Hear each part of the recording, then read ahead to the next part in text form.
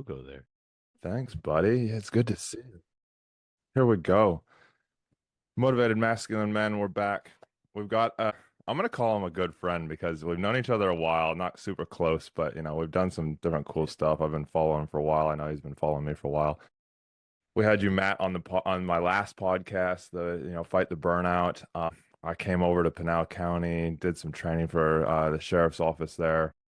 We've been in touch back and forth. Yeah. It's good to have you back on this new podcast that I'm running. Yeah. I have to Yeah. say congratulations as well, man, because last I heard you were retiring, not taking a new position. Yeah. Yeah. God has other plans, man. This was not on my radar at the beginning of the year, and yet here we are. Yeah, yeah. So, well, thanks for being here. Thanks for taking the time. I know it's your Saturday, for you, Saturday midday. Sure it's probably scorching hot there in Arizona at the moment from what I'm looking at. But we're going to talk a little bit about masculinity today. We're going to talk about, I know, 13. what was that? Cut out there for a second. Did you say it's Oh, sorry. 113? I think I got a little bit of a lag on my end. Sorry, bro. Yeah, that's all good. I Yeah, think it's I so think it's I not do as bad well. yet. Oh yeah, not too bad yet.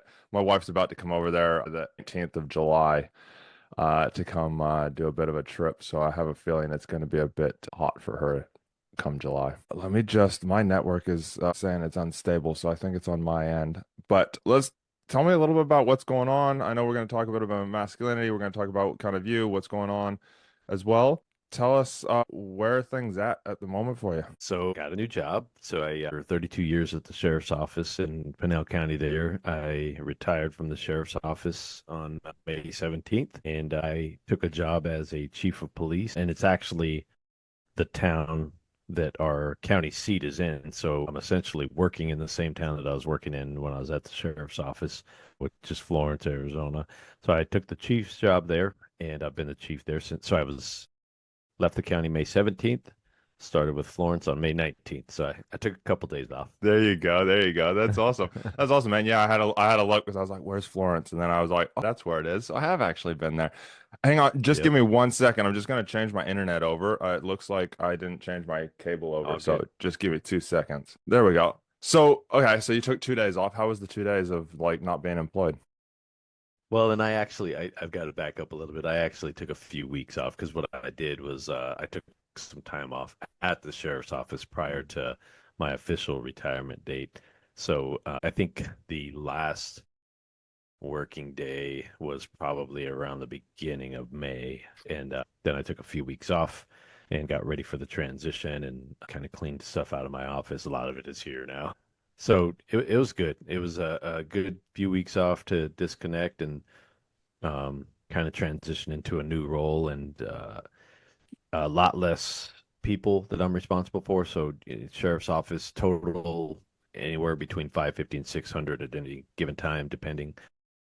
And my new place is 50 people total. So I've got 31 cops, and the rest of the staff are civilian staff, dispatchers, and civilians. A different pace for me, which was very welcomed. And, like you and I have talked about before with the burnout stuff, I was in the middle of it. And so I didn't even realize it, right? I didn't realize I needed a break, and I didn't realize I needed to slow the pace a little bit until I got out of it. And then it was time for me to slow that train down a little bit, man, because it was wearing on me, my body, just mentally, everything. So Yeah. it's been a good move. And the town of Florence, man, it's a cool little town. It's got a lot of history. I'm sure, when you looked it up, it's got a lot of history in the in Arizona and the Yeah. Southwest. And so it's just a cool town, cool historic town, and they've been super great to me. One of the warmest welcomes I've ever received.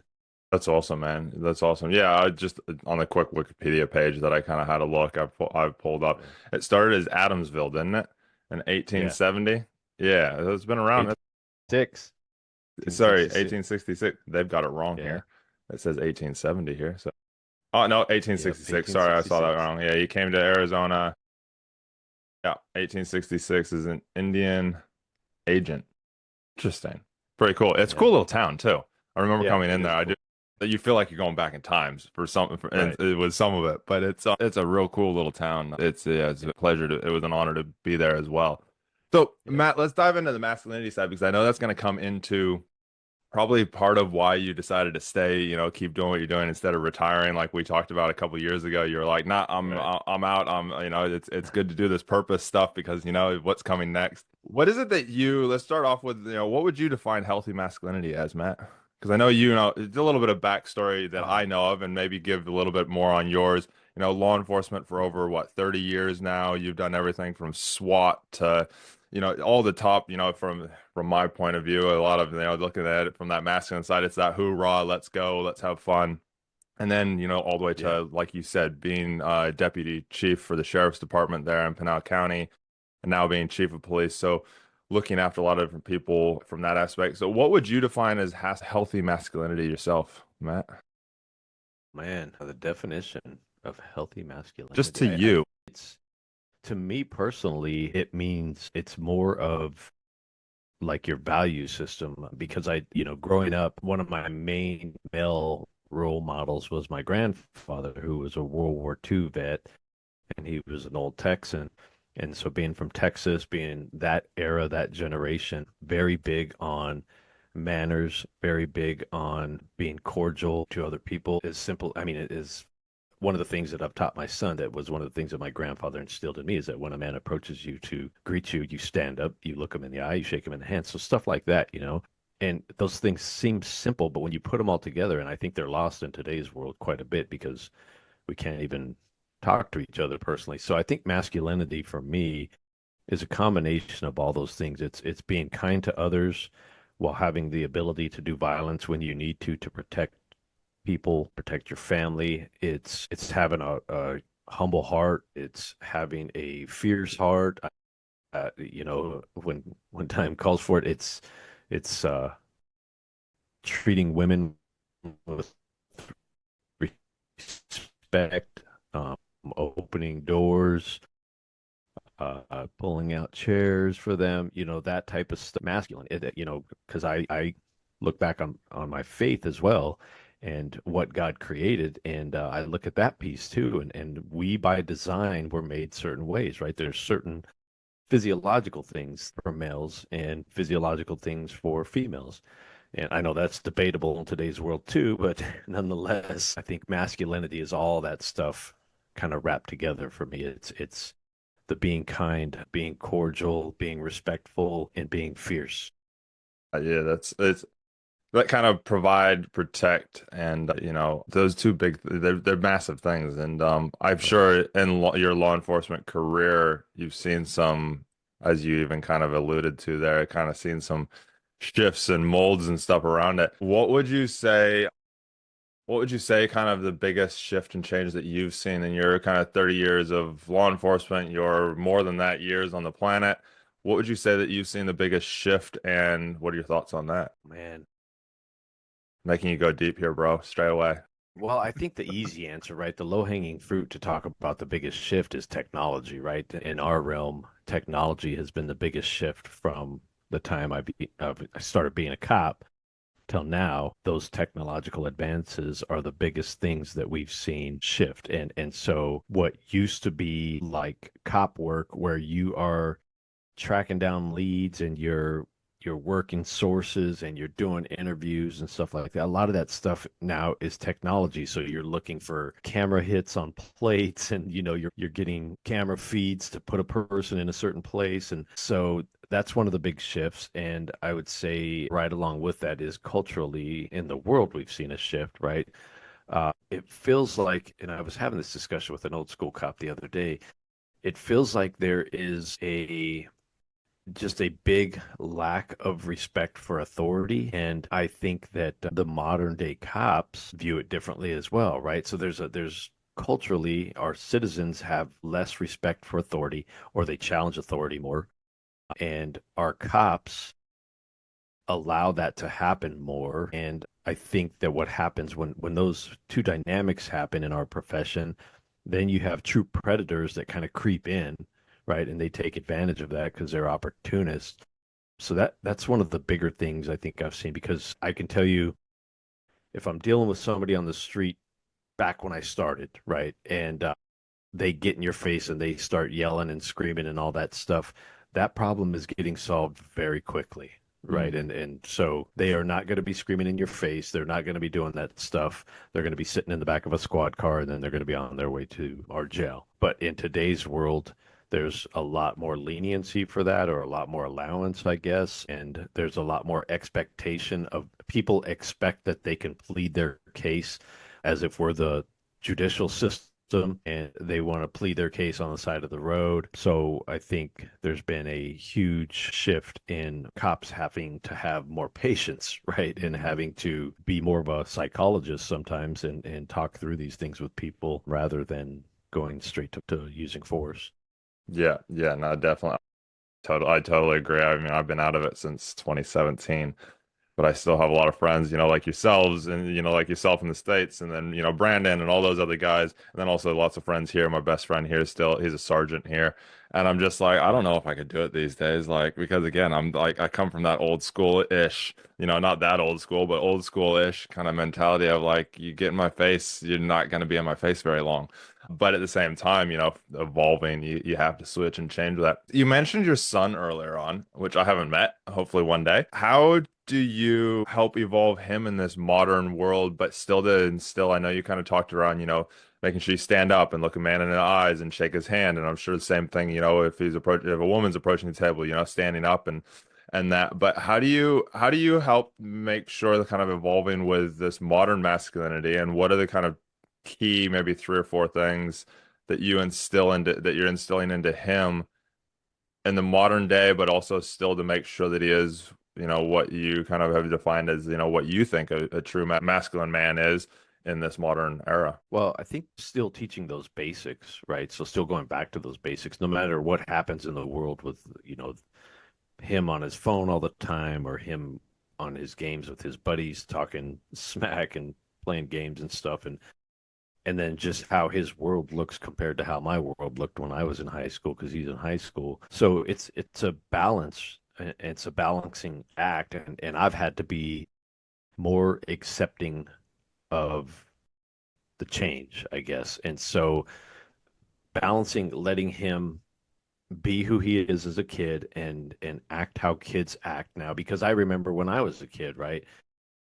Grandparents and parents thought some of the stuff I was doing was stupid, right? You stupid kids, you're doing this and that, and it's so dumb. And so I realized that I think generationally we all do that to the young teenagers, because we don't understand, when they're talking about Riz and sus and all. I'm like, what are you talking? Like, what does that even mean? But we had the same things going on when we were kids, right? We had rad and awesome, and our parents and grandparents were making fun of us. So I balanced that piece, right? Let him be a kid in today's world, and let him not really act any way he wants, but act accordingly to his culture, that he's growing up in. But at the same time, understanding that there's a base at home, and there's an expectation from that base, and that is, those simple things that will carry him forward past his teens. And that's the conversations we kind of have, is like, dude, this is high school right now, right? You're a kid, you're around other kids. In about a year or so, that's all going to go away. You're going to be an adult. You're going to be in the real world, and you're going to have to navigate real things. And all the things that you think right now are not going to necessarily hold true. So just teaching him that those base things, like standing up, shaking somebody's hand, looking them in the eye, that those carry a lot of weight as you move forward, right? And trying to explain to him that people are going to pay attention to who you are as a person, and how you treat them and how you treat others. And so trying to just show him that, and trying to live that out for him, so that he sees, because he sees his grandparents living that way. He sees his parents living that way. He sees the people that I associate living with that way. So he sees that that is a winning formula. But again, balancing and letting him still be a kid and act stupid and do all this the dumb stuff. Yeah, very true, very true. How do you how do you feel you've evolved? I know, you're in a massive leader, have been for a long time, leadership position, but just in the world, in the modern day world, we talked about, you mentioned earlier on around that, uh, the world's changed. It's, it's evolved, or, whether we like it or not, it's where it's at, that respect side. How do you personally adapt to bringing your masculine values into it, but adapting to the quote unquote masculinity that everybody, the toxic or the, where people sit at with it all. How do you use that? How do you adapt to that situation, to the modern day, kind of times now? Man, I don't know that I do adapt. Because I'm like I believe in what I believe in, right? I like what I like, I believe what I believe in, and I know that it's a good base for just living life in general. So I'm sure, I know that I've adapted somewhat in how I maybe push that, but when it comes to like my beliefs, my values, like I believe strongly in opening doors for others, especially women, and I believe in treating them with respect and helping where I can. And the simple one that really gets, I don't know, has some controversy attached to it sometimes is the opening the door for a woman, right?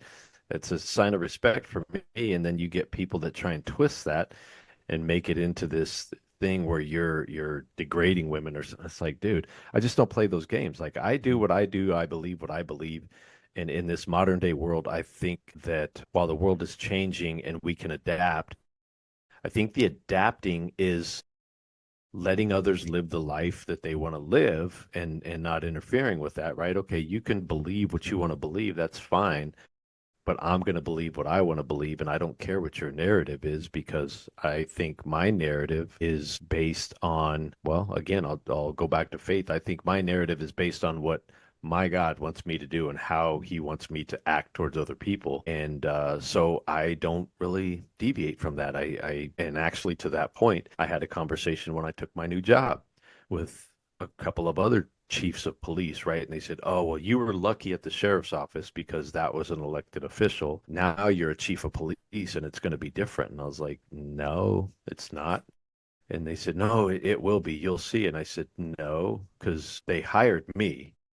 So they know who I am. They hired me based on my past performance, my values and how I do things as a leader. I'm not changing that, right? And I think we've talked before. I wouldn't have taken this job had I felt that it was that type of situation where they were going to insist that I act outside of my character or act outside of my beliefs. I wouldn't have taken that job because that would have been miserable. Yeah. So what I'm hearing is really just making sure that you're always staying true to yourself, but also I mean, I remember my mom telling me this when I was really young, and it stuck with me for a very long time. I'm pretty sure it was her, or it was somebody close to me. It was like, do to others as if you wish to be done to yourself. Yep. And it kind of, so in other words, you're not going to hurt somebody else because you don't want them to hurt you. You're going to stand Right. strong on your beliefs and know yourself. And I know you've done a lot of work on really identifying who you are and your own identity of yourself. It kind of leads me into, and I'm glad you touched on the side of the chief because it is something that I've seen. I mean, obviously with the old podcast, interviewed a lot of chiefs, a lot of sheriffs and that, and I always saw, I was like, oh, as a chief of police, you are an elected official. You're kind of a little hamstrung, whereas, you take Sheriff Lamb, for example, he did what he Right. knew was right and needed to be done, and because and he was elected. Do you feel that like I know that as you said, you don't feel that there's going to be any of that. What happens, like obviously from a masculine point of view, standing strong as who you are.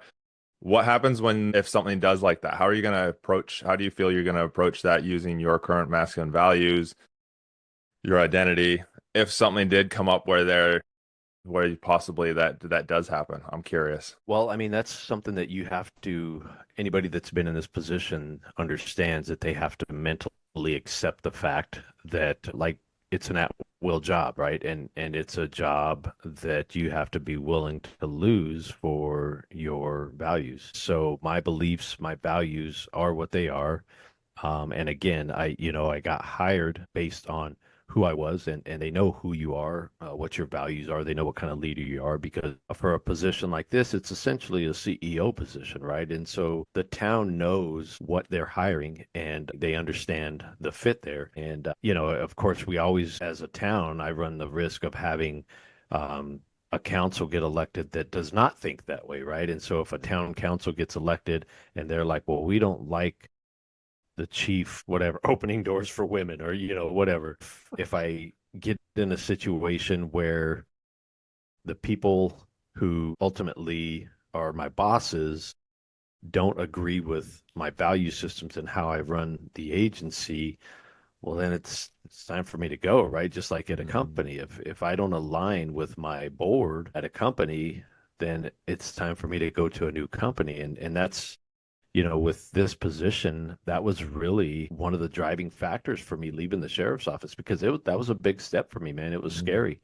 I had been there 32 years and I grew up there and that's all I knew. And so it was a scary thing to step out from that, step away from that and take a risk essentially. But I knew with this job and with this town that I took the job for, that my values absolutely aligned with theirs. And again, I it was the risk I was willing to take, and if that ever came to it, which I know it won't, just based on the town and how it is. But that's you have chiefs that run into that a board changes, their direction changes, their beliefs change, and for American purposes, you may have a conservative town that flips and becomes liberal. And if you have a conservative chief that answers to a liberal board, then that can be difficult, right? Because your values are completely different. How'd you go through, I'm a huge identity man, purpose man, I'm at. How did you work through that purpose and identity as you left the sheriff's department? I know you stayed in law enforcement, so there's a bit of a, staying with that identity as such, but going from sheriff to normal police, I'm going to Yeah. call it. How'd you work through that identity shift for yourself? Or did you feel that you did? Man, I did. It's weird, man. Your mind is a powerful thing. And leaving the sheriff's office, like I said, was tough. And that was because that became my identity. Like everybody who knew me from the sheriff's office. And I was walking away from that. And I was walking into something new. But really, I think how I have shifted in my mind, and I don't know that I don't have a magic formula for this, and I didn't really prompt myself to do it or anything. But what happens for me personally is every time I move roles, whether it was with the sheriff's office or now into the town, I just take it on as a new assignment, right? And so in my mind, I'm just in a new assignment and wearing a different uniform, working with different people, but it's just my next assignment. And I think that makes it a little easier to swallow. Of course you get the jokes about, now being so all the city cops are all like, oh, you finally joined the right side, and then of course all the sheriffs are all like, oh my God, how did you go to the dark side? So there's all that joking, but I mean, when you get down to it, we're all doing the same job, right? We're just doing it in different jurisdictions. And so that's really for me, that's how my mind worked, is that it's just my next assignment. How do you disassociate that identity when you're at home? Because I know you've been doing it a long time. I know that you Yeah. you do you do a bit of it, probably well in some ways, not so well in other ways. How do you disassociate that identity to stay that true man? Oh No, you man. don't lose that identity of a man at a core. How do you Right.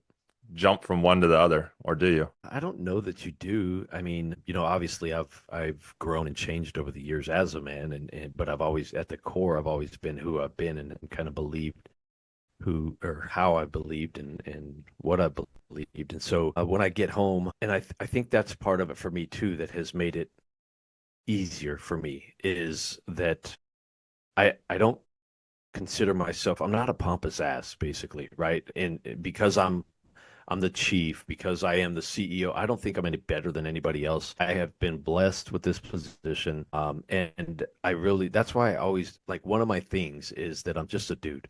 I'm just a dude who got this job, right? And I'm no different than the officer I'm working next to at the city or the officer that or deputy that I'm working next to at the county.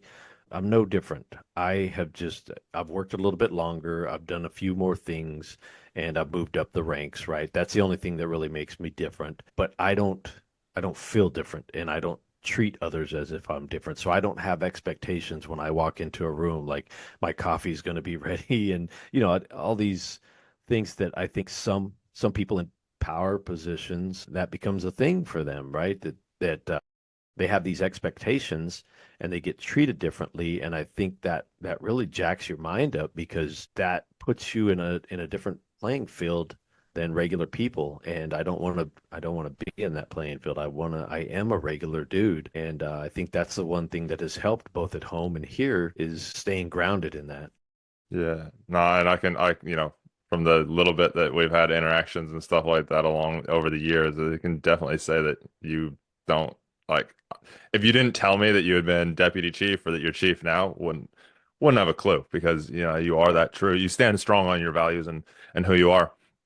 Leads me into another thing that I want to know from you, Matt. I got so much stuff that I want to know. You've got so much knowledge. It's great. Strengths and vulnerabilities. How do you think they play into your identity as mainly? Man, well, I mean, they absolutely play into it because um, the vulnerability part is I think more important now than it's ever been because I think that when we as men are vulnerable with each other, that it creates those stronger bonds, and through those stronger bonds, we connect, right? And when we connect like that, our I think it's easier for our belief systems to align. And we all have different strengths. I think if I would say some of my strengths are probably communication, right? I love teaching. I love talking to people. I love learning about other people, and I love serving.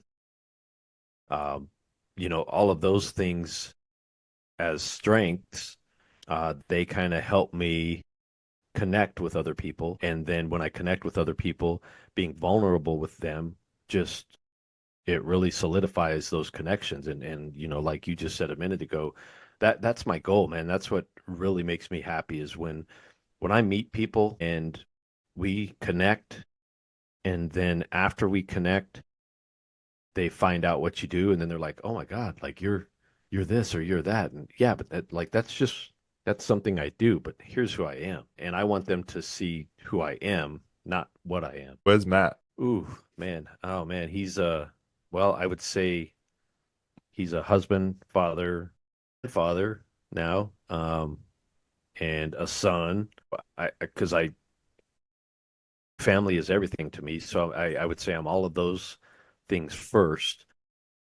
And of course, I am a cop because I think in our profession that is an identity.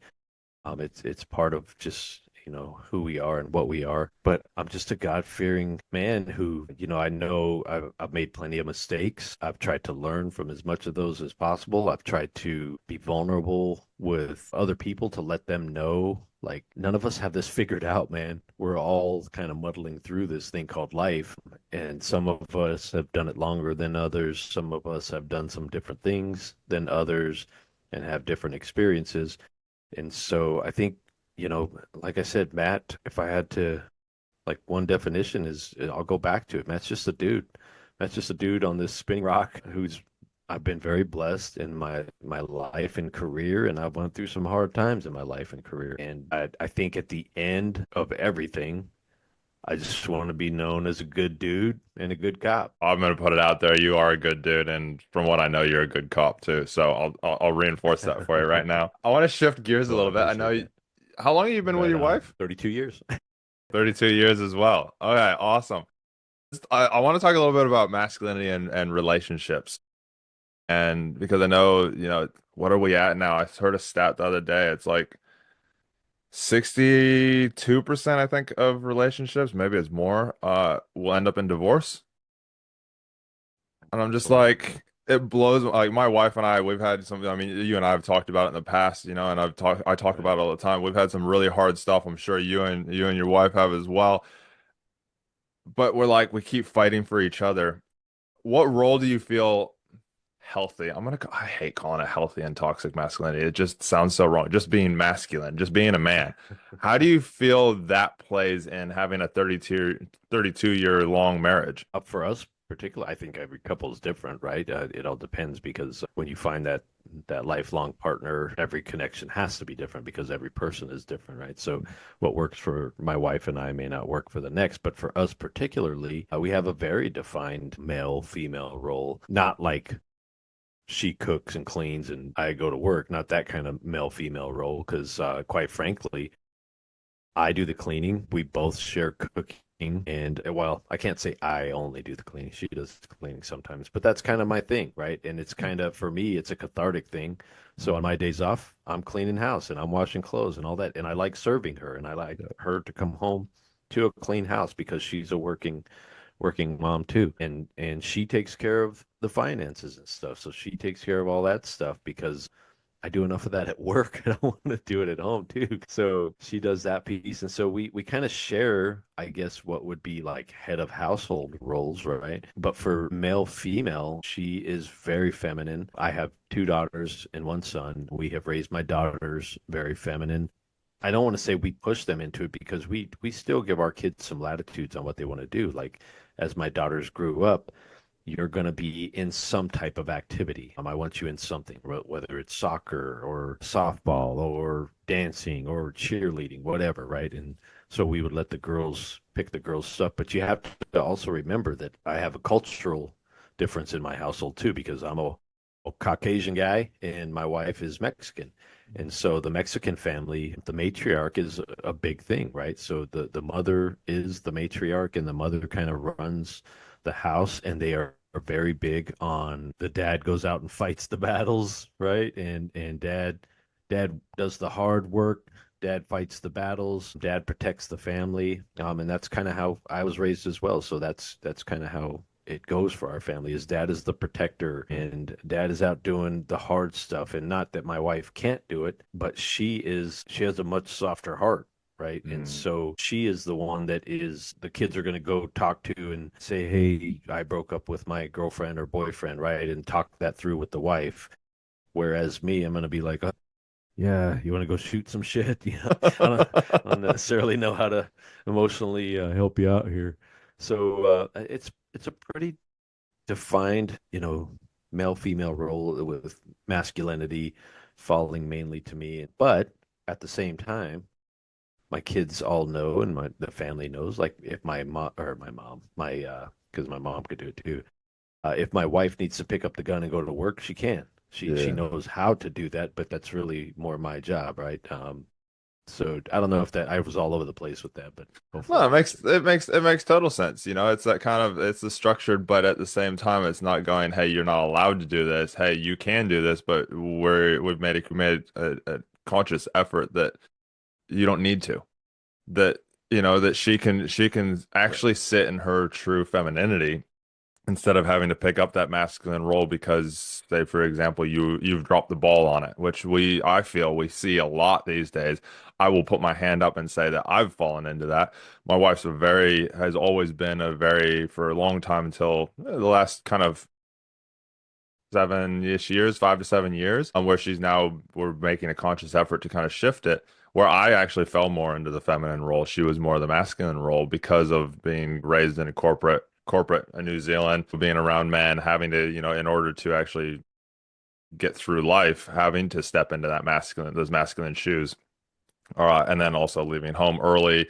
You know, she was working at 14, she left home at 16, kind of different, just the story of her life. And then, and we talk about this a lot. My side of things is, my mom raised me very feminine, be sensitive, be that kind of side of things, and be that more feminine role. Yet I'm very masculine. I mean, you and I have met. I love shooting guns. I love protecting. I love to be that side. So that side comes out when I feel I'm able to, but I will drop back to that kind of just let it kind of, let be that kind of bit more feminine, soft kind of guy, which works great for our relationship because I Yeah. can be really sensitive in that, which I do believe we all need. But it became a bit of a dynamic when I was a cop because as a cop, I feel like, even the women that are policing, and I love your thoughts on this. You've been doing it way longer than I did, way longer than I've even thought about it, is, it's a masculine role. There's no denying that. It is a masculine role. You can bring femininity to it to be more sensitive, to get information and that, and to do the job well. But it is at a heart, it is a very masculine role. So I would come home from policing myself and I would be in this masculine state, and then my wife would be in this masculine state, and we didn't know how to work through it. We would sit there and butt You'd heads have to all the fight. time. It wouldn't turn into fights because we're not screamers or fighters because we saw that in our parents, but I would just drop back into the feminine. But then at a core, subconsciously, Right. she didn't want that. She wanted that man to stand there and actually be able to, emotionally and everything, hold her, but I didn't know how. I didn't know what to do. So it's cool to see that you guys have had that. Have you had any times, Matt, where it's kind of fallen apart and those kind of roles of the masculine, feminine roles have not been so clear, I guess? I don't know if it's fallen apart, but obviously 32 years we've had some struggles, and we were separated at one point where we actually split household and were apart for about 6 months before we decided we got to, we both decided that we wanted to be together and we had to fix that. And I would say during that time period, she was forced to fill roles, right? And looking back, I had the easy role because she stayed at the house, and I moved out, right? And during that time period, she was having to hold it all together, so she was falling into more of the masculine role and being the head of household. And actually, out of that, it increased our um, I guess the deepness of our conversations because as we went through that as a couple, as she kind of shifted roles and had to be more masculine, she was more confrontational with me in a good sense than she had been before. So she was a little more submissive as the wife previous, right? And just would let things go, kind of falling into that submissive role. And then as we went through our problems and we worked through those and worked out of those, she had become a lot stronger. And she even told me at one point, she said, that time frame helped me figure out I could do it by myself if I have to, and I don't need you. Uh, which I think was a little bit liberating for her, right? And for me, that wasn't scary. It was actually kind of cool for me when she made that shift. This is going to sound weird too, but this is just the way it is in our world, right? I always knew that I could walk out and get killed that day, Yeah. right? And so that was a piece that really, when she said I knew I could make it on my own, I was kind of like, oh, that's really cool because if you have to, that gives me comfort knowing that you're able to, because I don't know that I had that comfort before. I mean, you always think that you don't really think about it that much, but you think they can make it on their own. And so, anyways, so we did have some times where roles were, there were blurred lines, but for the most part, no, and it's not. I think that's the mistake that people make is they if a woman wants to be a woman, they somehow think that she's subservient to the man, and that's furthest from the truth. Like my wife runs this house, right? But I don't want her to. I want her door to be open when she walks. I want to show her respect. If she wants to go have a day with her sisters or girls and go do girl stuff, then have at it. Go do your girl thing, and it's a weird dynamic, and again, in today's world, there's so many lines getting blurred that I think it confuses these kids. And so again, we want to show them like this is it. This is pretty basic, right? Here's who men are. Here's who women are. Here's how it was designed, and here's how we believe you should act. And of course, I don't. I've always kind of questioned this with myself. What if one of my kids was homosexual? How would I deal with that, right? Because then that kind of flips the script. Yeah. Because if it's typically speaking, the women they're more masculine, right? And the men that are more feminine. And how would that affect me as a dad? And I can tell you the younger version of me I would have probably wanted nothing to do with that. But the older version of me, I now view it as that's not really my place to to decide, right? Yeah. And so I just have to look at it as that's my child, and if that's what they decide, then I would have to pour into that differently. But I think it's still the same Yeah. because you're still treating it one way or the other. It's Yeah. just with different gender. No, totally agree with that. I look at it, I've got a lot of, gay friends and that, and I know a lot of people have. I mean, even when I was a kid, my parents had, friends that were, gay, both on the men's side and then, the women's side. And I've recognized as I've gone more into this like masculine and feminine, kind of dive deeper into it, you realize that it's actually when it comes to masculine and feminine, there's always still the two roles. You look at it and you're like, oh, that Right. that part of the couple is more masculine, that part of the couple is more feminine, and as long Yep. as they learn that kind of who's who, it becomes an even better relationship. Like I said, my wife and I, the roles kind of had been switched, and we're still always playing with it because we're so strong, so set in what we do. And this is one reason that I started this podcast up because I wanted to lean more into my masculine side and learn from people like yourself who, have that clear definition or have that clear, kind of viewing on it or living it. Because for me, I feel there's a lot of blurriness with me. And so it's like, okay, cool. Like, what are the things that I need to sit more in? And my wife and I, again, it gives us that great, like you said, with your wife and yourself, gives you that great deeper conversations because you can kind of realize it. And when you actually understand it, you Right. can actually dive deeper down into it. When you do dive deeper into it, or when you have those good conversations, you both have a good understanding of the delineation, right? And Mm. you have a good understanding of with guys. I have guys trips where just the guys go and you can drive for 3 hours and not talk to each other, but you still like each other, and then you go and you drink some whiskey and you smoke some cigars and maybe blow some stuff up and shoot some stuff. Girls are like, what is wrong with you? You know, you guys are dorks. Yeah. And we say the same thing when they want to get together and go do, their nails and hair, whatever, Yeah. whatever girls do. They, it's all good, man. It Yeah. makes it so that we understand, like, okay, we're different, and the difference is what makes us compatible. Because Yeah. if we were the same, we'd drive each other insane. Yep, definitely. Yeah, it's funny. I remember quite a few years back when I first started learning about the masculine and feminine, like at a deeper level. What is it? Women say something like 23,000 words a day, whereas men say about 10, if you're lucky. It's over double. Yeah. I Well, probably got those numbers wrong, but yeah. there's been that new thing I've seen on social media where the guy is like, "Let's see if she can do it," and then he just doesn't say anything Yeah, yeah, else, yeah, and yeah. and his You're seeing that significant around a other lot. is with him, and they're like, "Do what? Do what? What are we doing? What are we doing?" Yeah, and they keep talking. They want to know what's going on, and the guy's just sitting there The like, The "What?" other one that I saw recently, which I heard this at a conference that I went to around like it was around all sorts of different just personal growth, and they do a day on relationships, which they dig deep into the masculine and feminine because it is so important in relationships that you have that you realize if you're more masculine or if you're more feminine just because you're a male or a female doesn't mean that you're going to be one of the just because you're male doesn't mean you're going to be more masculine. You can be more feminine. Just it's rare. Um, but yeah, and I remember them telling the story, and I saw it on a reel just the other day. I was like, man, I haven't seen this in a while, but it's good.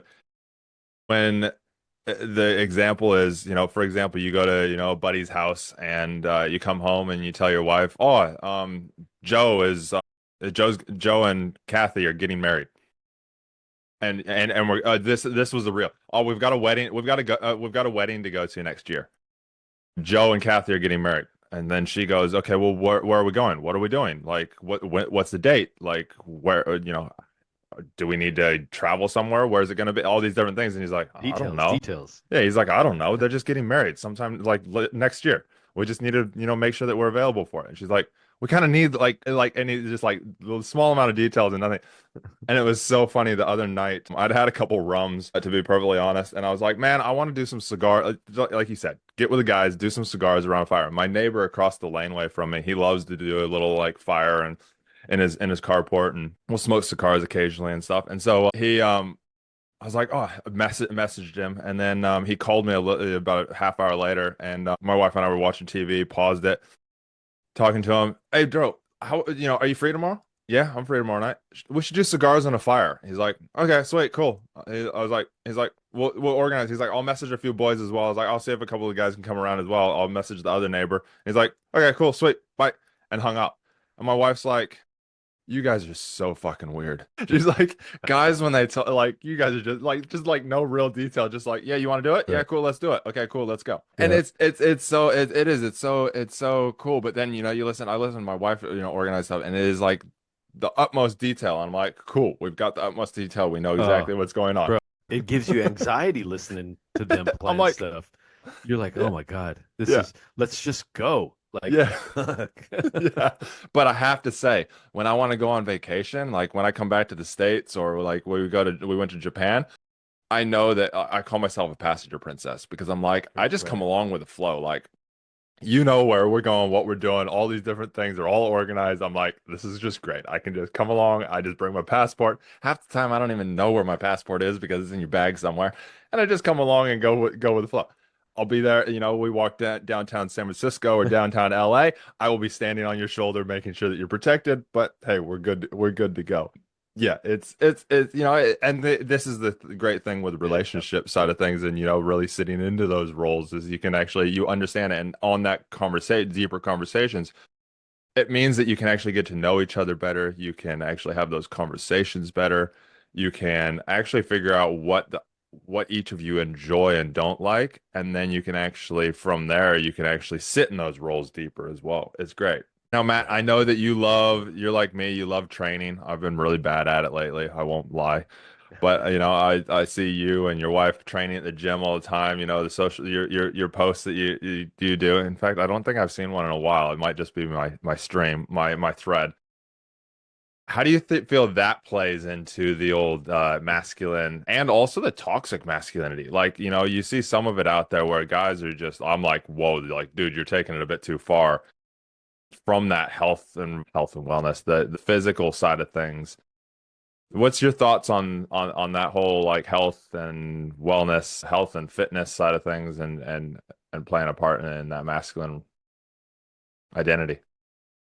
Well, I mean, I think obviously the working out piece, right? Working out together, I think is very healthy for both of us because it's another bond, and I think that, and I don't know that I'm sure there's science behind this, but I would say that our bond, our workout bond, my wife and I, why we work out together and stuff, it's kind of our escape time, right? It's our alone time, and plus we get to kind of work it out. And I would suspect that it's very similar to a sexual bond because there's endorphins released, right? You have all the same stuff going on when you're working out. And so I think it creates that same kind of physiological bond for us. But as it relates to masculinity and femininity, I think like for her workout is designed for, so she's doing a workout for her purposes, what she wants to accomplish as goals, and I'm doing them for mine. And for me, mine are always different than hers, right? So for a female, like when I'm working out with her, she's looking at, I want to lose weight. I want these pants to fit. I want my arms to be toned so that my triceps not waving after I'm done waving, all that kind of stuff, right? And so those are her goals as being a female working out. My goals are I want my muscles to be bigger, right? I want to look strong. I want to be strong. I want to avoid injury. But I mean, there's no two ways about it that guys, you want to look good in a shirt, right? You want the shirt to fit tight in the right spots, and you want to not be like, for me, I don't ever want somebody to look at me and think like that's going to be an easy fight. And so my purposes are a little bit different. And and quite frankly, not to I don't want to sound like a pompous ass, but I view myself as the lion, right? And the way the lion works is the lion doesn't have to walk into the jungle and tell everybody he's the lion, right? Yeah. Everybody knows that dude's bad. And so I want that same thing. So that's kind of my goals when I go to the gym. I want longevity, I want flexibility, I want strength, but I also want to look strong and have a strong appearance. So that's it for me. And then, like I said, for my wife, she's got different goals, and I think it plays right into it to the femininity and the masculinity. Yeah, no, it is very true. Yeah, it's funny you bring up the lion type side of things. You see a lot of reels around lions and lioness and that, and it's like behind every good lion, there's a great lioness, which is that whole saying of behind a great man is an even greater woman, which is so true. Any man who says that they run the Right. household is completely wrong. Like, because, I know my wife, like, yep, I can do stuff, but my wife is also like, she's my queen. She's that person. I know it sounds like the same thing for you. But then there's also, I saw a reel actually just the other day that was a lioness getting like kind of nipped at by hyenas. And it was like, it's not that, what was the saying behind it? It was something along the lines of like she knows like it was something to do with that protector side of things. And all of a sudden came in this lion who was just like, yeah, you don't screw with my woman, and just destroyed these hyenas. And I think that, Right. I know a lot of guys who that is why we train. We train because we need to, one, we want to look good. And but once you get past that looking Right. good side of things, it's like, okay, I need to be able to take care of myself. And the moment that I personally, and it Right. sounds like the same, similar for you, Matt, but correct me if I'm wrong, is the moment that I feel like I can't, is the moment that I start to feel like I'm not a man anymore. And it is kind of it can be destructive, that side of things, but it's also that thing of, I don't need to use my force, but my Right. force is there if I need it. And yeah. Right. And so, how do you Right. feel that that can actually go into that? Yeah, and it with Sorry, I think my internet's kind of playing up a little bit. We've had some pretty bad storms here lately. So I missed that last bit yeah, that you're you breaking said. up. I was agreeing with you. Oh yeah, sweet. Let me just try. I'm just gonna try. I might lose you just for a second. I'm gonna try and change Okay. something. Thing. Yeah, and on my end, it keeps telling me that your bandwidth is low. Yeah, this is weird. All right, let's see if that helps. Is that going to work? Yeah, that seems like it's maybe still working. So let's talk about the toxic masculinity, because I'm sure, especially in your career, you've seen it. Maybe in Hmm. maybe in officers, or just those that you deal with in the day to day. Why do you feel that what would you describe as toxic masculinity, anyways? I think that the toxic masculinity is the overbearing, like needs to, I don't know. I almost think of like the wrestlers that you see on TV, right? They've got to yell and scream everything, and they've got to have full control over their partner, and they've got to be in charge of everything, and just there's no balance, right? And I think that's the toxic part is there's a lack of balance because I think they think that being all of that makes them somehow more masculine or I'm a man and because I don't know. I'm a man because I fight with everybody. I don't, that kind of stuff. Yeah. It's almost like that. It's that man that looks for the fight instead of just knowing that he can take care of it and doesn't need it. Right.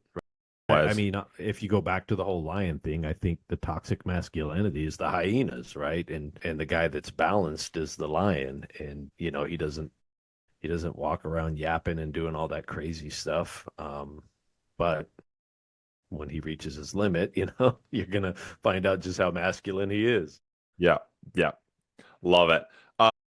Matt, I know you wrote a book, which I'm gonna be honest, I still haven't read yet. I was actually It's all thinking about it good, this man. morning.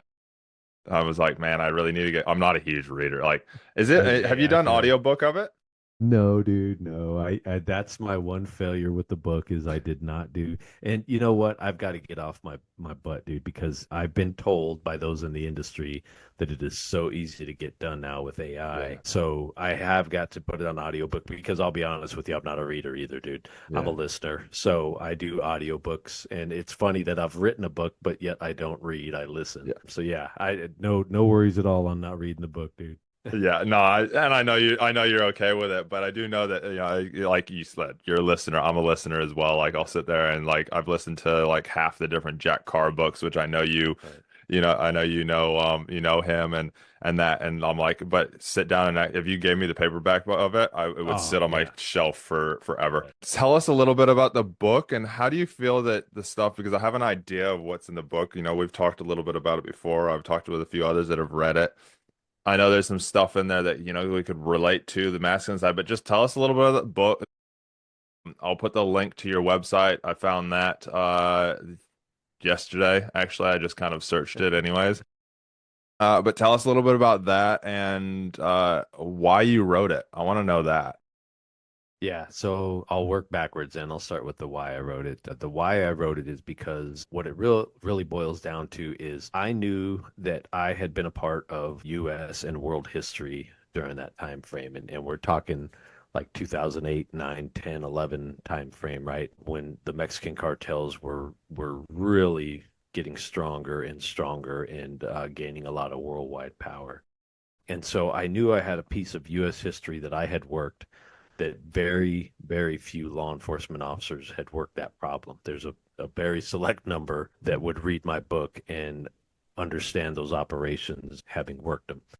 And so I was like, man, I got to get this on paper to kind of, memorialize it, and to also just honor all the men and women that worked that job that got no kudos and, just were unsung heroes working those long nights and long days fighting those bastards and so yeah, that was the why. And the book itself, so it's a combination of, it starts with me kind of laying the foundation of who I am, how I grew up, and how I am an expert in that realm, right? And I felt that it was important to lay that foundation first so that those people picking that book up kind of have an understanding of who I am and even who I am as a kid growing up. That has some stories in there that were not your normal, I didn't grow up like a normal kid. I was shot at when I was about 12 or 13 for the first time. So I grew up in a rough neighborhood. I was around gangs, I was around drugs, around all kinds of crazy stuff. And so I saw a lot of things growing up. So I think that's what keeps people entertained as they start the book. Because if it was just about some dude, they'd be like, what the hell? And so I have some of those stories mixed in as to how I grew up. And then I go into kind of the structure and culture of the cartels and how we saw them structured and how they operated and their belief system. And so I kind of mix that in as the middle, and then I end it all with going into the actual counter cartel operations that we did down here against the Sinaloa cartel. And so that's the book in a nutshell. It's me, it's cartel structure and culture, and then it's operations at the end. I love it. And obviously it's called Interceptors.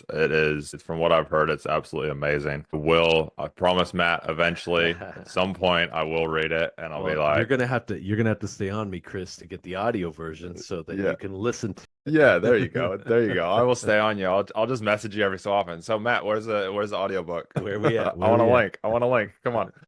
So how do you find, obviously that's some deep stuff. I mean, we've had a few conversations, I think, over the time around kind of the heightened threat that you felt that kind of still, I know that there's when I did the training for Pinal, there was some talks around kind of some situations. How do you feel that that helped your identity as a man, your that masculinity within yourself? How do you feel like being in those high level threat situations, being in those impactful, levels, even even the protecting public, the country. How do you feel all of that helped define your masculinity and yourself? Do you even? Man, yeah, well, yeah, I definitely think it plays a part because, as you alluded to, this is a male-dominated profession. It's very masculine profession. Even the women that get into it are somewhat made, or either have to be or are made to be more masculine because they have to be more forceful. So I think it's a very masculine role. And those operations, like the SWAT operations and doing undercover stuff, I think that and this will sound somewhat juvenile because it probably is, I guess, when you get down to it. But some of it is just proving to yourself and I guess kind of proving to others that I am man enough to do these things, right? And I'm not afraid because I can tell you, like when I worked undercover, that was one of the things. It was kind of testing your mettle, right? They would put you in a neighborhood as a brand new narc and they would say, go buy drugs somewhere.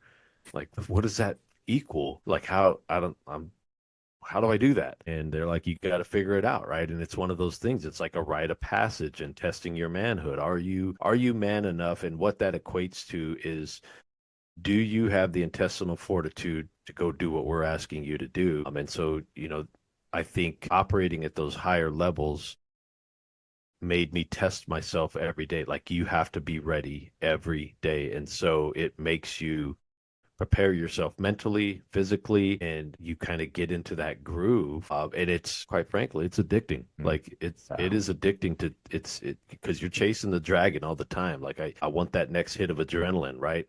Like, ooh, that round hit next to my head. So I could have just been dead and I'm not, that's one of those things where when you're not, you're like, fuck yeah, I won, not them.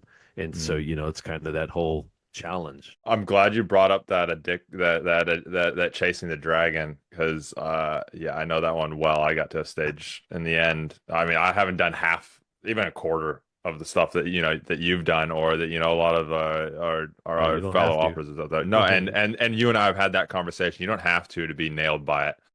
And I got nailed by it in the early days. Again, different upbringings, different situations. Probably also I put it on to that side of, that really trying to figure out who I am when it comes to the masculine, feminine side of things and not knowing it before I was in law enforcement or and trying to, step through it all and really haven't I'm pretty good on it now, but yeah, and the chasing the dragon's real. And I honestly, I was just thinking about while you were talking, feel like that's where that toxic masculinity can actually creep up on you and take over. And I'd love your thoughts on it, Matt, on how do you stop yourself from being that egotistical, hoorah, I have to get out there, I have to keep chasing it, and end up that toxic masculine guy who is that dickhead, who is that person who has to be in control of everything, has to dominate his partner. How do you make sure, like in that, because I know, at that higher level, like we're talking about that high level, I'll put it that high level of, for law enforcement, that high threat, high situation, it's relatable to the CEO, to the executive, to the, the top salesperson, Right. top market, to those people that are, those guys, especially that are thriving for that. Because again, you're chasing the dragon just in a different way. It's not bullets, Yeah. it's sales numbers. It's not bullets, it's being the best at what you do in your field. How do you how do you feel, or how did you, or uh, not end up down that track of being that, I'm going to call it a dickhead, because it's not toxic masculinity, it's just being a dickhead. Right. It was side thing of one of the only lady who's been on the podcast. She was the second episode. Her her thing of how not to be a toxic masculine guy is to just don't be a dick. And then we got the episode became titled "Don't Be a Dick," and she sent me a couple coffee mugs from the U.S. down here to Nice. New Zealand that say "Don't be a dick" on it, and it's great. And that's it just kind of reminded me of that just Yeah. now. Yeah. But how would you say, Matt? How do you not end up being a dick when you're in those high chasing the dragon kind of Oh man. situations? It's hard, man, especially depending on what your role is. And I can't say that I accomplished that. I was a dick and an asshole for a while because you do get wrapped up in it, right? And I think you get so wrapped up in it that it becomes you become very myopic in your view and you get tunnel vision, right? Like we talk about in our career. So you get tunnel vision in your life and that's all you can focus on is this is my thing, this is my thing, everything outside of that is not as important as this, right? And you become kind of a jaded ass. And really, the only way you defeat that is the same way that you defeat tunnel vision, right? So, in our world, when that starts to suck in, and you're so hyper focused on that, what do you have to do to break that? You have to start scanning, right? And you have to start opening up your view and getting out of that tunnel vision. And I think that's the same that we have to do in life is we get so focused in on what we're doing, the work that we're doing and chasing that dragon that that's all we see and everything else becomes secondary to that. But I think when you balance your life and you're scanning to break that tunnel vision, that you're seeing that, okay, missing that chase today and actually going to my kids' recital is the most important thing that I could do right now. And not answering that call out and staying here with my wife when maybe she had a bad day is the most important thing to do, right? And so you start balancing that out to where when you're in it, you're all in. But when you're not, you focus on the other things and you're all in on those. It's using those same skills, just targeting a different thing. Especially I know as law enforcement, we get really good at like, cool, I mean, it's also a masculine trait. Yeah. We were millions of years ago, we would go out, and it's the reason that we don't have as good a peripheral vision as females is because we are designed to go out and focus on the animal, hunt the animal down, track the animal, and spear the animal to take it back so that the tribe has food. Women are designed to are historically designed to have better peripheral vision because they're there to look after the tribe. They're there to know where all the children are. They're there to, have more detail, know where all the good berries are and all the good nuts so that they can, and that's one reason that they talk so many words and describe things in such details because they have to be able to tell the other women in case they die where the poisonous berries are and where the non-poisonous berries Right, are right. and Well, how to dude, get there. and to your point, I mean, you can see it play out in modern day. And again, it goes back to what we started this conversation off with. We were designed a certain way, right? And you can see it like this is one that drives me crazy because it's just one of the, and it's a guy thing. I've seen it happen over and over with guys like, hey, you're, for me, you got a new granddaughter. Like, how much was she when she weighed, or when she was born? How much did she weigh? How long was she? And so all the women in the family are like, she was this many pounds, this many inches. She was born at this minute. And I'm like, fuck, I don't know. She was born last week, dude. I can't even remember when my nieces and nephews' birthdays are. I'm like, Right. I But you know know what that I'm they're saying? It's the about same. eight-ish, nine, something like that.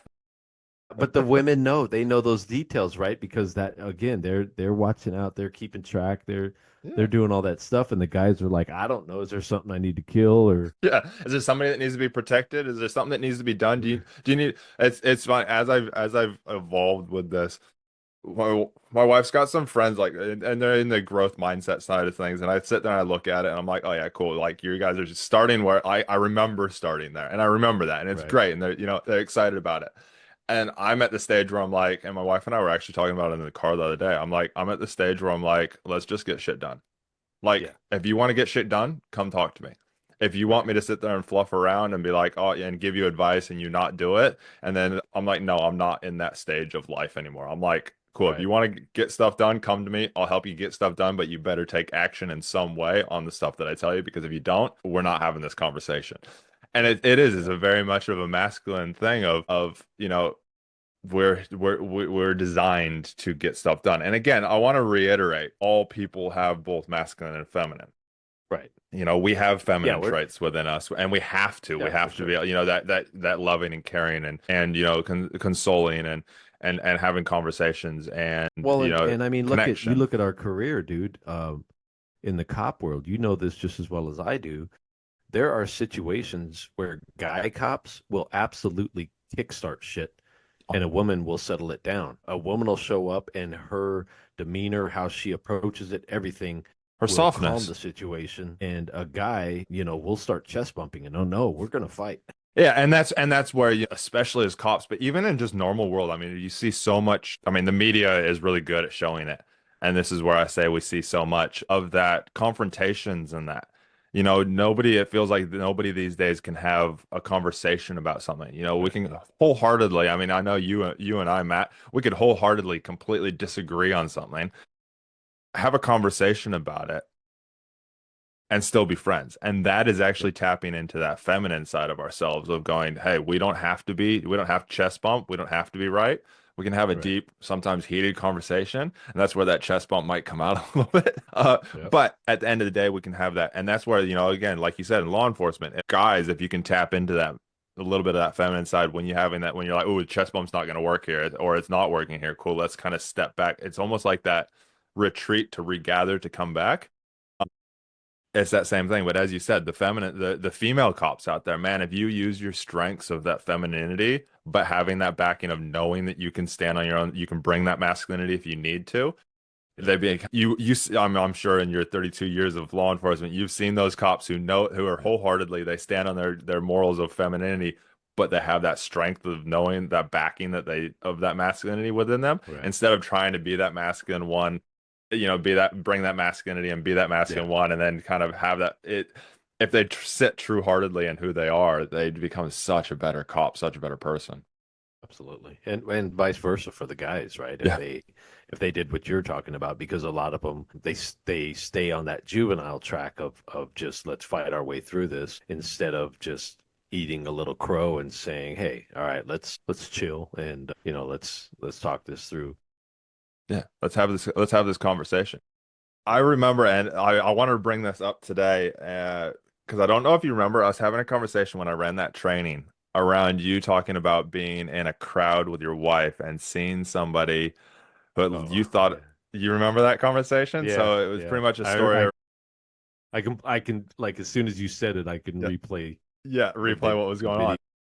It was a, so the conversation was around you being in a crowd with your wife and somebody, you seeing somebody again using that kind of in the training, law Right. enforcement training, seeing somebody that you're like, oh, this person's watching me, going to your wife, like, even stay behind me like this, and then kind of approaching that person, and it turned out to be somebody who knew you and it had nothing to do with a threat and all this kind of Yeah. stuff. Have you, how do you feel the masculine comes into that? Do you feel that, I know it's the protector side. I Yeah. want to know kind of if you've had any more thoughts on it since we had that conversation, because I remember, I was like, yeah, cool, but sometimes actually being so focused on that can actually destroy things versus, and now that I think more about on the masculine side, yeah, if we're trying to be overly masculine on stuff, then we can actually destroy stuff versus if we're like, okay, cool, let's actually sit in that softness of masculinity. What are your thoughts around Yeah, that side of things? man. I so with that story, that was more of a I think the masculinity played into it, but that was more of one of those things for me that she understood uh that I was going to go work mode if I had to, and I thought I was going to have to, right? And so her and I had had those discussions already, and it had nothing to do with it. It had everything to do with being a protector, right? Because I really didn't want her there if I had to do what I was going to do, but she was there, and so I was trying to minimize, her involvement or any collateral damage or anything. So that was kind of how that whole thing went because we were in a an area where I had done a lot of undercover work and a lot of cartel work, and there was a lot of cartel influence in that area, and we were literally just surrounded by. I was so I think I told you I was so like my anxiety level was through the roof Yeah. because I was just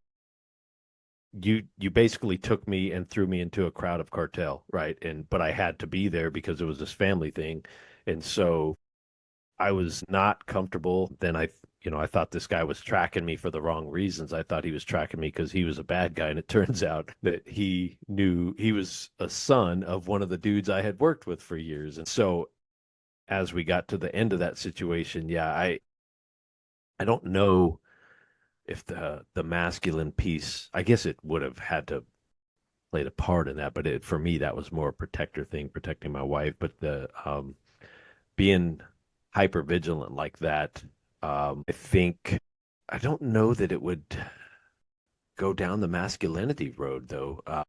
It's more of one of those things where I can be so hyper vigilant because of the job that I was doing and the job that I have done that hyper vigilance turns into super protector mode, right? So you're always in protector mode, but quite frankly, like your family gets used to that and it becomes a thing. So I'm struggling to find the masculine connection, but I know that it's there. But I would say for me, we have such a different lifestyle. And I tried to explain this to a friend. I said, dude, because he said, what do you feel is the big difference? Why you're like how you live at home is different than how I live at home. And I said, well, when you take the trash out, dude, do you pay attention to cover and concealment around you? And do you have an escape plan for your family out of the house? If you get attacked at the front of the house, do you have an escape plan out of the back of the house and a rally point or vice versa back to front? Does your family know where safe spots are in the house and where to get access to weapons and where to kind of make a last stand, any of that type of stuff? And he's like, well, no, dude, that's nuts. And I said, yeah, that's the world that I live in, dude. And that's the world that my family lives in Mhm. because of the job, right? And W- it's Once you for know, us, it's once you know something, you can't unknow it. And right, so, right. we live in that, and you live in it even more than I do. We live in that world of knowing threats, whereas Yeah, 90% of the world has no clue. Like when the civilian world has no clue right, about right. any of it or the possibilities because they've never been thrown into it. For the masculinity piece of that, kind of really what it boils down to is being the head of my household as the father figure, right? I think that masculinity ties into what I was just describing in the sense of when I, as the head of household, say, this is what we're doing and we're doing it now, there's no argument, right, across the board because everybody understands, like, okay, like dad's not fucking around. This Yeah. is it's There's go a time. trust thing. There's a trust thing. Right. There's a cool if dad says this in a certain way, it means business. And I don't think that takes away from, like, dad can be a loving dad. I can be outside playing ball with my boy and everything. I can do everything normally. Yeah. I'm just hyper focused on the world around me, and in a sense, a lot of times you shield them without even knowing they're being shielded, right? Because you see something playing out and you kind of make adjustments and get them out of the way so that if something goes the way you think it's going to go, then they're not there. Yeah. And quite frankly, I've moved more to, as I get older and I don't want to expose my family to stuff, I've been a lot more of a let's just exit stage left. Whereas probably as a younger cop, I would be like, I'm gonna go confront this. You guys go that way, and this is a young man's game. I know that for sure. And so It's with also those young maturity. kids, It's yeah, maturity and knowledge. We don't when we're younger. I remember my dad used to say as a teenager, I used to hate it. You'll never be as smart as you think you are right now. right, Just to annoy the crap right, out of me. But now I sit there and I look at it, I was like, yeah, no, I thought I knew so much back then. I still don't know as much as I thought I knew back then. right, right. Well, Um, and it's funny because as you get kids that age, you think back to those times, and then you're like, damn, these kids, if they would just listen to me, like I've yeah, already messed this up. yeah, Like I know. I've done that mistake. I've done that Yeah, mistake. exactly. It's so funny on that one. I mean, I'm not having kids, but I've got nieces and nephews, and like I said, my sister-in-law's got three kids, eight. Again, here's that detail: 8, 11, and 14, I think it is. And I probably got that wrong, but they're great. But I'm just like, I sit there and like the oldest one, the 14-year-old, he just loves this. Like yesterday, we took the two youngest ones out to play arcades and stuff at a local arcade place, and that because they're moving away soon. But the oldest one just sat at home and played games. And I'm just like, yep, cool. I remember being that age, just wanting to do your own thing. But at the same time, I'm like, he like, at one stage wanted to move out and all this stuff. And I'm like, dude, if I could go back to living at home and not have the responsibilities of an Yes. adult, I would do it in a heartbeat. Yes, you have Heck all yeah. the, the your parent, you've got to follow the parents' The rules and stuff. rules, I'm yeah. like, I think actually I probably prefer that than having to worry about shit. Okay, cool. I got to keep going. I replace school with work is what you did, Right. unless you absolutely love what you do. And that's why you hunt for that.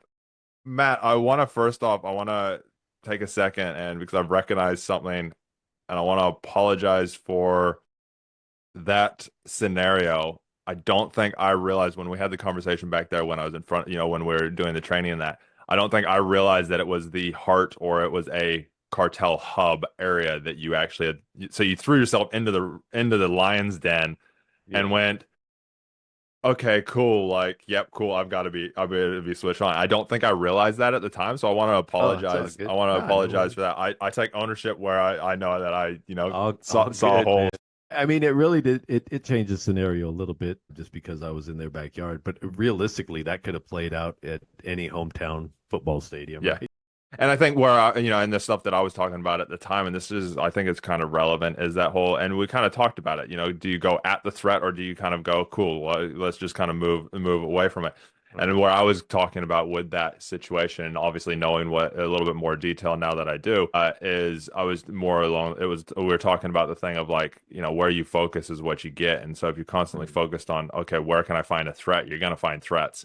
Yeah. Um, Yeah, for sure. and it turning into not being a threat. And then my thing was, why are we thinking that it's always going to be a threat when it doesn't necessarily? But when you throw yourself into the lion's den, yeah, cool. We're going to think that it's more threats. It's like Right. walking Right. around downtown San Francisco the last time I was there. I was like, there's homeless guys here. And I'm just like, okay, like this is a little bit more of a lion's den.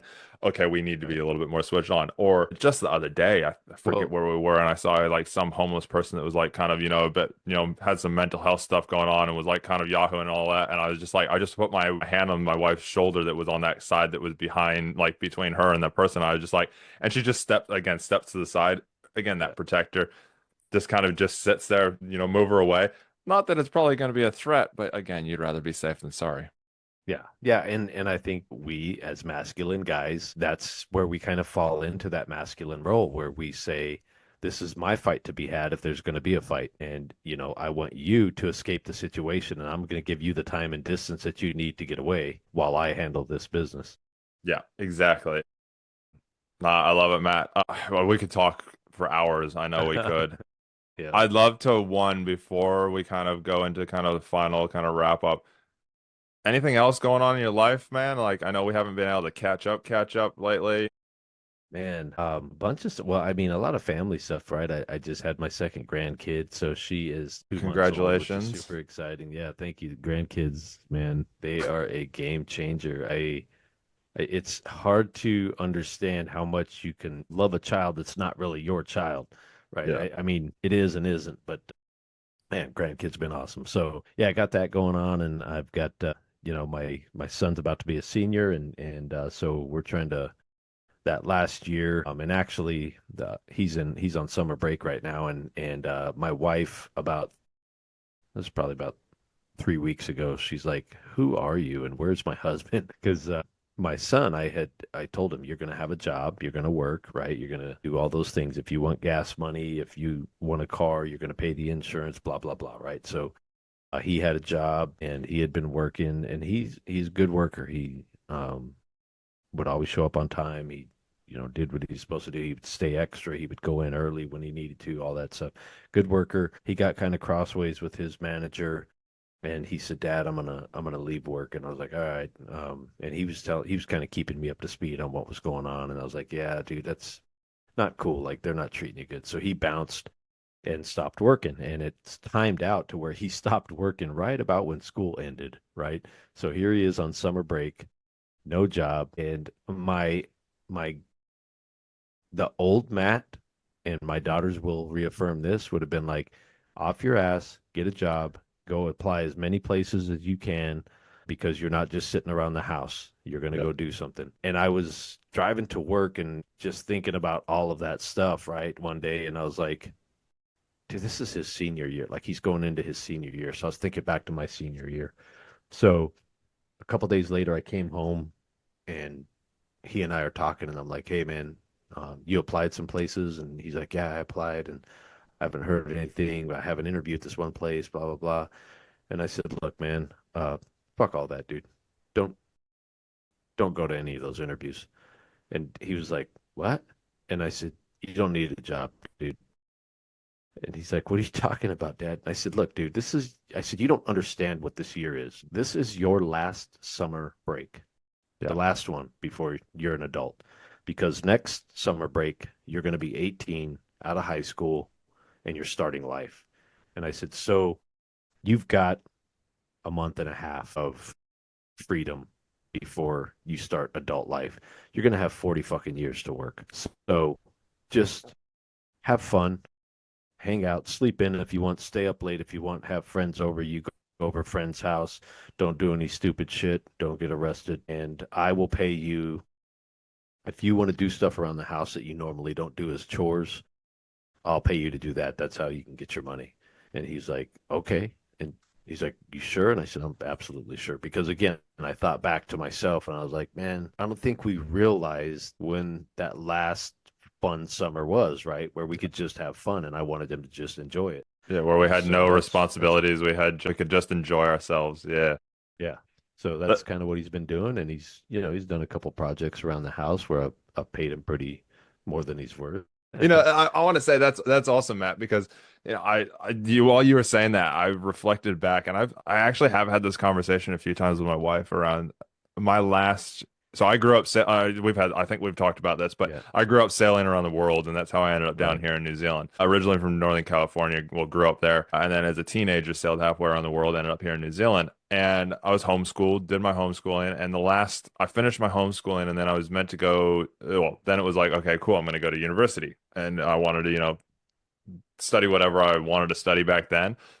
And I started mid-year instead of taking that half of that year off and going with my parents up to Fiji and sailing on the boat and just like literally actually enjoying what we had done for 5 years without schooling pressure, or, actually having full days and not having to Right. stress about anything, just literally enjoying life. And it's one thing that I wish I had actually. My parents were very much on that pressure of, get a bachelor's and get all that, which I never Yeah. did. I joined the law enforcement and, how that career, Yep. you take off on that. And it's one thing that I do kind of wish that my parents had gone, like, no pressure to go to, and they probably did it in some way, but I personally felt there was more pressure to go. Is one thing that I do wish that I had done is taken a bit of time to actually sit with what do I want to do next? Where do I want to go?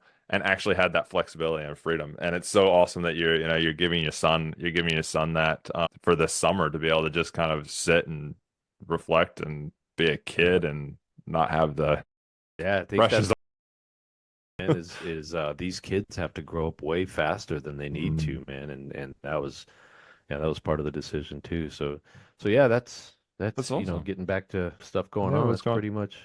That's pretty much it, man. Got That's a new pretty much it. job. The new job has been Yeah. fantastic, and learning that role, and I felt like a new kid in a new school for the first few weeks. It was a very weird dynamic for me because I'm a new guy at a new agency, but I have to be in charge.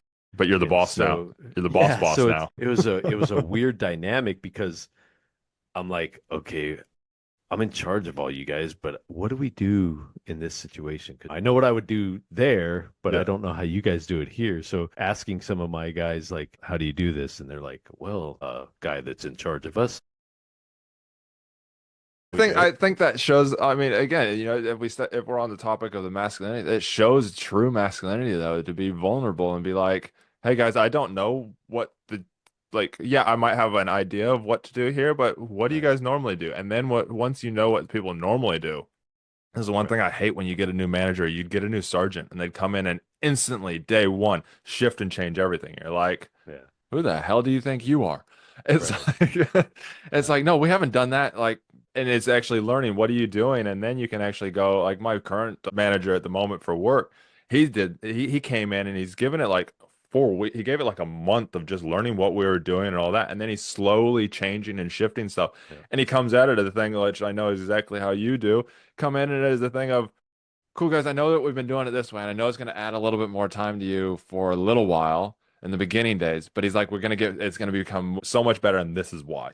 And it's awesome to see that humbleness of like, yeah, I can, what do you guys do? Like, how do you do right. this? Like, Well, no, it's I told a cool. lot of them like, "Hey, I am the new guy here. Let's call out the elephant in the room, right? Yeah. You guys, this is your home that I'm coming into, and quite frankly, you are allowing me to lead. Like, I can't just come in and say I'm the No. leader and automatically everybody's going to follow. So you guys, this is your home. I'm coming in. I think I bring some strong stuff to the table to help improve our home, right? And so that's kind of the approach I've had. And again, I couldn't ask for a warmer welcome. They have been just phenomenal, man. Yeah. No, that's awesome. I mean, Matt, I know you're going to do great in Florence as the chief. I mean, you were a few years back. I was looking at coming back to law enforcement, coming back to the U.S. and I reached out to you and I was like, okay, cool. What can be done? And it didn't work out because of, different reasons. But there's very few places in this stage of life that if I was going back to law enforcement that I'd go back to. And I do want to mention to you, Matt, that you would be like when I saw that you were chief, I was like, do I want to go? No, I don't want to go back. I appreciate that, man. That means a lot. And obviously the old podcast interviewed a lot of chiefs of police in that, and there, you see some that you're like, oh yeah, I could go work for that person, and Right. and there's others where you're like, oh yeah, if I had to. But you and Sheriff Lamb, I know, he was a great guy. So yeah, Matt, I want to say thanks so much for taking the time. I know we've talked for a bit today. Thanks for being open. Thanks for being vulnerable. What final messages do you have for men? I- Here's a last deep one for you. Last deep one to finish Okay. off. Any final messages you have for men that feel like something's missing? Well, man, if they feel like something's missing, I think they know what's missing, right? So generally speaking, we know what's missing, but we don't want to either face it or admit it. And they need to just embrace that and take it on fully so that they can, because really, we were all put here for a purpose, right? We all have very unique, we're like snowflakes, man, not in a bad way, not those kind of snowflakes. Snowflakes in the sense that We're all We're unique. all unique. Yeah, we all have Mm, different retinas. We all have different fingerprints, and that's by design, man. Each one of us was designed with a mission. And so if they feel like they're missing something, then they have a deep-rooted understanding within their soul that they are not fulfilling their mission. And mm. so they need to embrace what it is that they're running from so that they can fully fulfill their mission. I love that. I love that. Now, I finished this all on one final closing question. All right.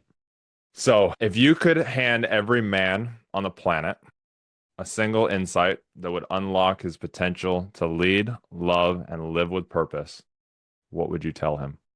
And if you need me to replace that and re-say it, let me know.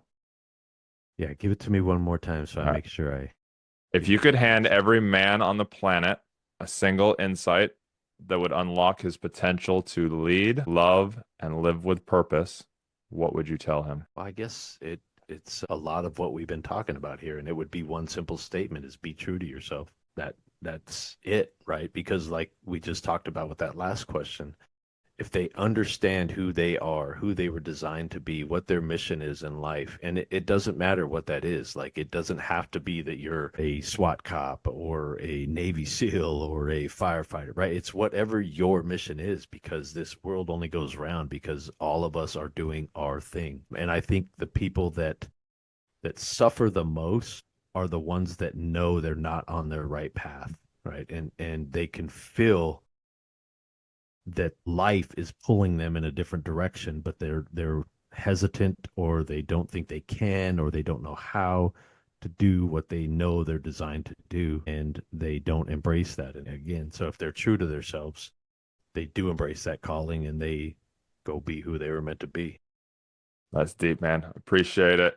Thank you very much, Matt. Yes, sir. Appreciate you being here. Again, it's always great to talk with you, and Man. hopefully we'll see each other in person again and have a beer. Last time it was Mexican lunch. I think the next time Yep. it needs to be over a beer and a cigar. Bring Um, it down, man. Oh, yeah.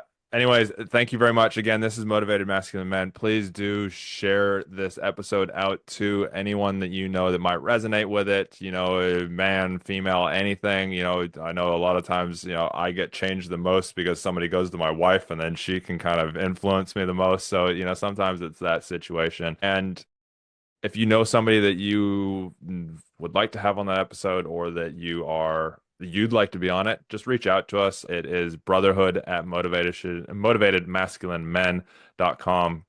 That's brotherhood at motivatedmasculinemen.com, and we'll organize a time. Again, thank you, Matt. Thank you, everybody, for listening and watching, and we will see you on the next one.